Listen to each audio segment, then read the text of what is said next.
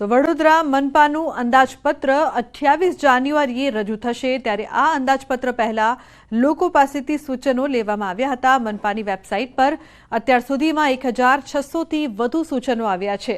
ખાસ કરીને ડ્રેનેજ, પાણી, સ્ટ્રીટ લાઇટ, સોસાયટીઓમાં સીસીટીવી નાખવા સહિતની ફરિયાદો મળી છે। સાથે 4 રસ્તા અને ઐતિહાસિક ઇમારતોની આજુબાજુ હોર્ડિંગ્સ ન મૂકવા માટેના સૂચનો પણ મળ્યા છે। મનપાને સૂચનો કરતા ફરિયાદો વધુ મળી હોવાની માહિતી સામે આવી। તો શહેરમાં ગંદકી, પ્રાથમિક સુવિધાનો અભાવ સહિતની અનેક ફરિયાદ મળી છે।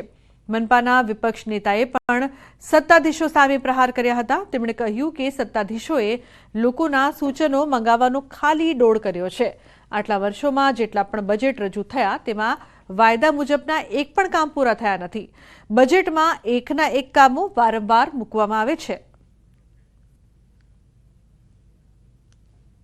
સજેશન તો ગમે તે મંગાવી શકે અને સારા સજેશનો તો એક્સેપ્ટ કરવા જોઈએ, પણ છેલ્લા કેટલાય વર્ષોના તમે રેકોર્ડ જુઓ અને બજેટના આંકડા બી જુઓ। બજેટના આંકડા, સજેશન, ચાહે કોર્પોરેટરના હોય ચાહે અધિકારીઓના આંકડા અને કામ કરવાની એમની ક્ષમતા, એ ત્રણેયનો મેળ ખાય છે ખરો? જો વર્ષોથી ના ખાતું હોય તો અત્યારે ખાઈ જશે। 1600 જેટલા સૂચનો આવ્યા છે, હજુ એમાં વધારો થશે। પાણી, ડ્રેનેજ, રસ્તા, પુલો, વહીવટ લગતના સૂચનો, ટેકનિકલ સૂચનો, ગવર્નન્સ લગતના સૂચનો, તમામ પ્રકારના આવરી લેતા સૂચનો સંસ્કારી નગરીના સંસ્કારી લોકો તરફથી આવ્યા છે। તો સેન્ટ્રલ બોર્ડ ઓફ મહેસાણા ચૂંટણીને લઈને ભાજપની કવાયત। વડનગર અને ખેરાલુ પાલિકા માટે સેન્સ પ્રક્રિયા। પાલિકાની ચૂંટણી માટે ભાજપની સેન્સ પ્રક્રિયા, દાવેદારી માટે કાર્યકર્તાઓ પહોંચ્યા કમલમ। જિલ્લા પ્રમુખ સહિત નિરીક્ષકોએ લીધી સેન્સ। તો ચૂંટણીને લઈને ભાજપની કવાયત ચાલી રહી છે। મહેસાણામાં વડનગર અને ખેરાલુ પાલિકા માટે સેન્સ પ્રક્રિયા હાથ ધરાઈ રહી છે।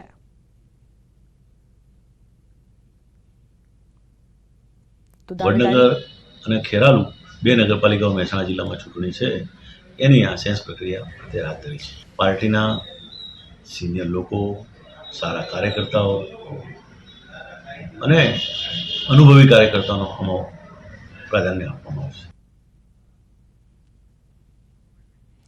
તો પાલિકાની ચૂંટણી માટે ભાજપની સેન્સ પ્રક્રિયા, દાવેદારી માટે કાર્યકર્તાઓ કમલમ પહોંચ્યા।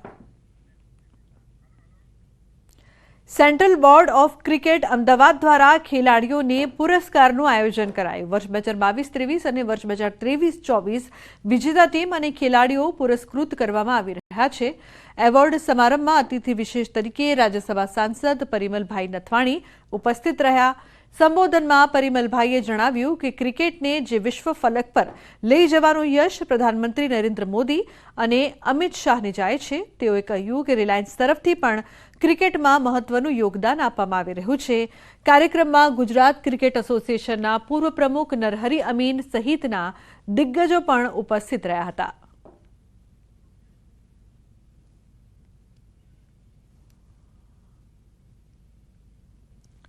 सीबीसी જે ક્રિકેટ છે,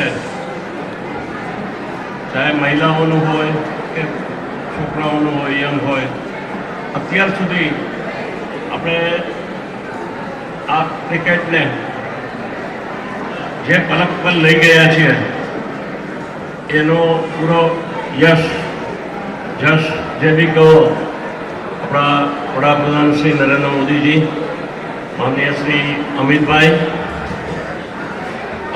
અને જય શાહ, ધનરાજ નથવાણી અને જે અત્યારે બીસીસીઆઈમાં જીસીઆઈમાં જે લોકો કામ કરે છે એ સર્વનો હું હૃદયથી આભાર માનું છું। ક્રિકેટ માટે હું હંમેશ માટે અમારી ટીમને મદદ કરું છું। એવી રીતે રિલાયન્સ તરફથી પણ યોગદાન આપવામાં આવે છે। એનું જેટલું પણ કરી શકાય એટલું હું હજી પણ તૈયાર છું કે ક્રિકેટ માટે આપણે જે પણ કંઈ કરવું હોય।